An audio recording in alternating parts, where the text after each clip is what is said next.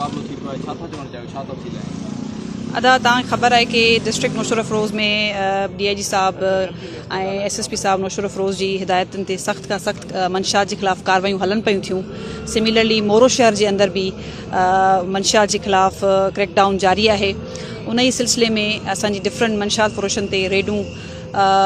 मुसलसल जेके जारी रहंदियूं आहिनि। अॼु भी बदनामे ज़माना मंशात फ़रोश नबी बख्श ज़रदारी ऐं उर्फ़ बिजली ज़रदारी उन जे ख़िलाफ़ असांजी रेड जारी हुई, जंहिंजे दौरान उन जो पुलिस ते जेको आहे न फायर कया ऐं उन खां पोइ हिकिड़ो तमामु वॾो मुक़ाबिलो शुरू थी वियो मोरे पुलिस जो। ऐं पोइ इम्तियाज़ ख़्वावड़ SHO ऐं उन जी टीम तमामु दिलेरी सां ऐं तमामु बहादुरी सां उन सां मुक़ाबिलो कयो ऐं उनखे ज़ख़्मी हालत में गिरफ़्तार कयो आहे। ऐं सम्झां थी मोरो